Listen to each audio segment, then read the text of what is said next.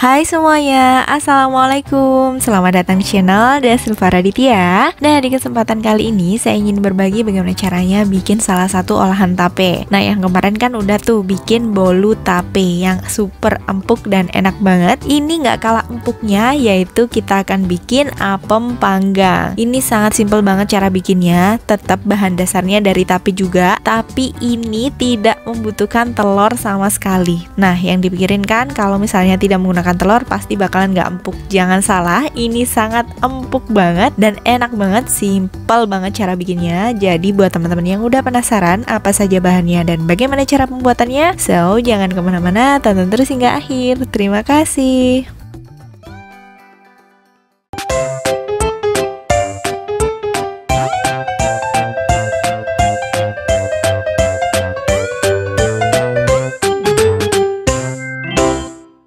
Oke, seperti yang saya bilang tadi teman-teman, untuk membuat apem panggang ini kita tidak membutuhkan telur sama sekali. Nah, ini dia udah kelihatan dari bahan-bahannya.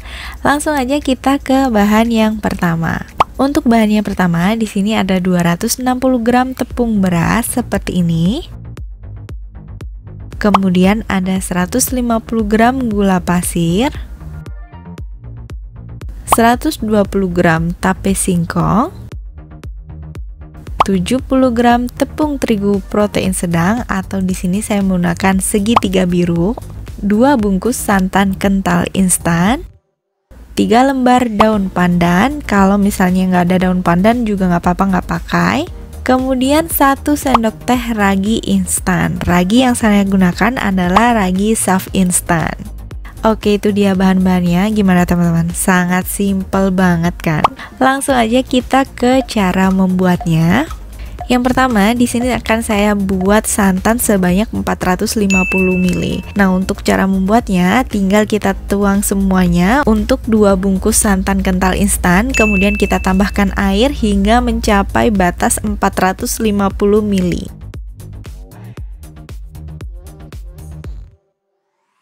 Nah, seperti ini. Setelah 450 ml, saya akan rebus santannya hingga mendidih supaya nanti apemnya itu nggak cepet basi gitu, teman-teman. Kalau misalnya teman-teman mau menggunakan susu juga boleh, tapi kalau di sini saya menggunakan santan. Nah, untuk itu saya biasanya akan merebus santannya dengan daun pandan supaya harumnya itu lebih ke daun pandannya juga dan lebih harum. Ini akan saya rebus supaya nanti apemnya nggak mudah bau atau nggak mudah kecut gitu.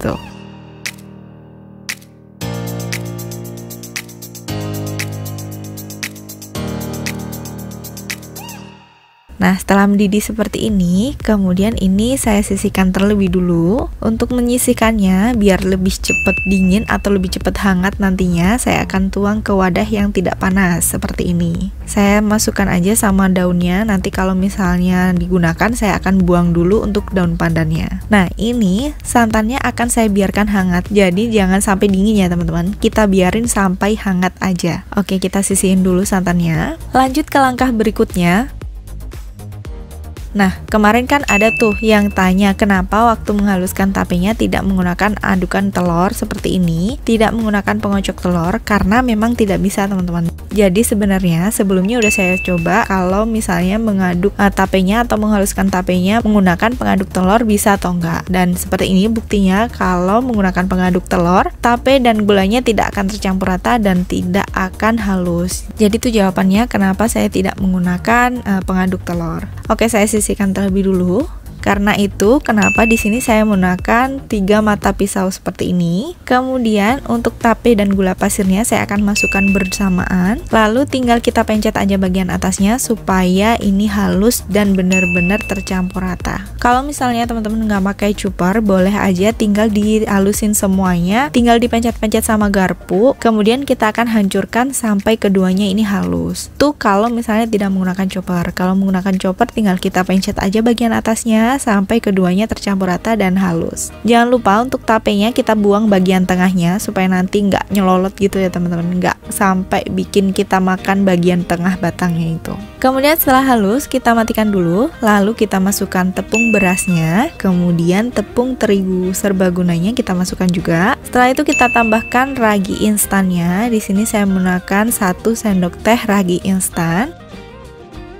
Kemudian untuk santannya pastikan benar-benar hangat. Di sini tidak akan saya tuang semuanya, tapi saya akan tuang sekitar sepertiga bagian aja. Setelah itu ini akan saya pencet sampai agak kelihatan tercampur rata, sambil saya masukkan sedikit demi sedikit untuk santan hangatnya. Jadi jangan biarkan santannya ini dingin karena nanti susah untuk tercampurnya, atau jangan dibiarin terlalu panas. Kalau misalnya terlalu panas, nanti untuk raginya itu malah mati, jadi dia nggak berfungsi lagi, malah mati raginya kalau adonannya ini terlalu panas. Jadi biarkan ini hangat aja. Nah, kalau misalnya menggunakan chopper, di bagian kanan ini kan ada bagian kecil gitu ya teman-teman. Ini bisa saya buka sedikit untuk saya masukkan santannya sambil tetap muter untuk mesinnya. Kalau misalnya teman-teman tidak menggunakan chopper, bisa aja diaduk, langkahnya hampir sama, sambil kita masukkan santannya sedikit demi sedikit sambil kita aduk. Nah, ini akan kita tekan dan kita campur hingga semuanya benar-benar rata dan kedengeran kalau misalnya mesinnya berputar, adonannya itu udah kelihatan enteng gitu, nggak terlalu berat.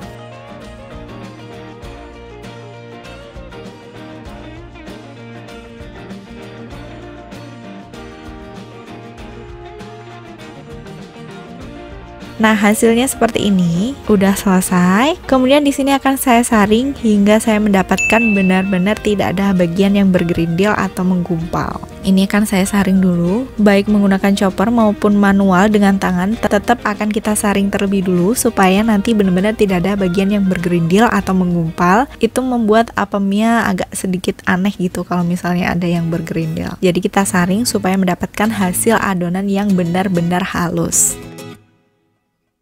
Nah, ini udah selesai semuanya, ini udah kita saring. Seperti yang saya bilang tadi, untuk contoh mengaduknya seperti ini ya teman-teman. Jadi kita keplok-keplok seperti ini. Kalau misalnya teman-teman tidak menggunakan chopper, langkah yang pertama adalah aduk tape dan gulanya hingga rata. Seperti yang saya bilang tadi, aduk tape dan gula hingga rata menggunakan garpu atau sendok. Yang penting nanti halus dan rata. Kemudian masukkan tepung beras dan tepung terigunya. Lalu teman-teman tambahkan ragi instannya. Setelah ketiga bahan masuk, kemudian bahan selanjutnya yaitu santan hangat. Untuk santan hangatnya kita masukkan sedikit demi sedikit supaya nanti untuk mengaduknya lebih mudah. Jadi nggak nyiprat kemana-mana. Kalau misalnya semua langsung 450 ml semua langsung dimasukin, itu membuat nanti adonannya susah untuk menyatu. Cara mengaduknya seperti apa? Seperti ini, jadi dikeplok-keplok seperti ini cara mengaduknya supaya nanti benar-benar tercampur rata. Oke, kurang lebih seperti ini ya cara mengaduknya. Nah, ini udah selesai. Ini udah siap untuk kita diamkan selama 60 menit.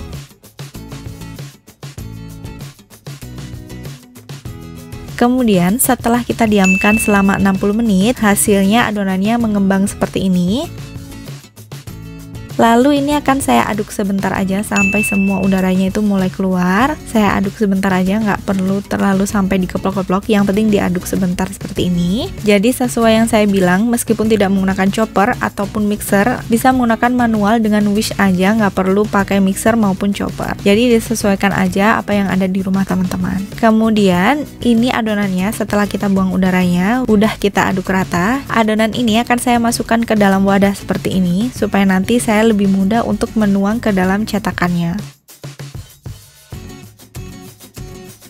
Nah, ini udah siap untuk kita cetak. Untuk cetakannya saya menggunakan cetakan lumpur seperti ini. Kemudian ini akan saya panaskan menggunakan api yang sangat kecil. Kemudian saya olesi dengan margarin sedikit aja, nggak perlu terlalu banyak, sedikit aja di sini. Setelah semuanya saya olesiin dengan margarin maupun boleh dengan minyak sedikit atau dengan butter, apa aja yang ada di rumah teman-teman. Setelah kita pastikan panas, tuang adonannya sampai sekitar 3/4 atau sampai penuh. Jadi disesuaikan aja. Kalau misalnya ingin lebih tinggi, biasanya akan saya isi pas penuh gitu. Kalau misalnya nggak terlalu suka tinggi, bisa sampai 3/4 aja, karena nanti ini juga akan mumbul gitu, akan munjung.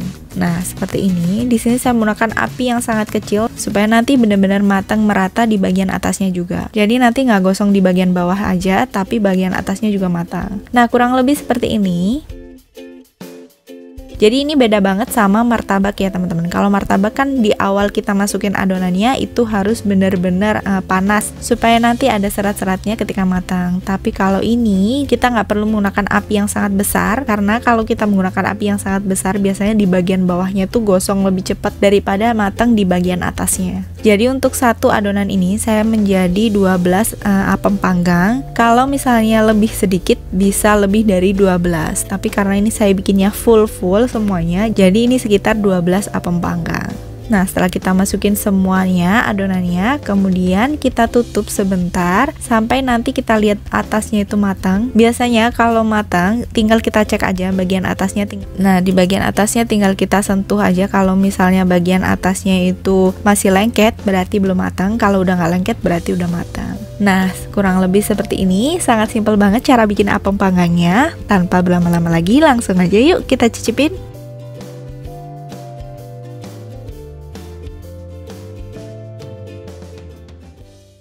Nah, ini yang udah matang, coba kita belah ya. Ini empuk banget tuh. Nah, nih kayak gini. Tuh, ini empuk banget, ini enak dan empuk banget. Apa sayang? Oke, segitu dulu untuk kali ini. Semoga bermanfaat. Jangan lupa cobain apem panggang ini di rumah. Ini simple banget tanpa telur, tapi hasilnya lembut luar biasa. Jangan lupa juga tonton video saya yang lainnya. Siapa tahu video saya bermanfaat buat teman-teman semuanya. Dan sampai ketemu di video selanjutnya. Bye. Wassalamualaikum warahmatullahi wabarakatuh.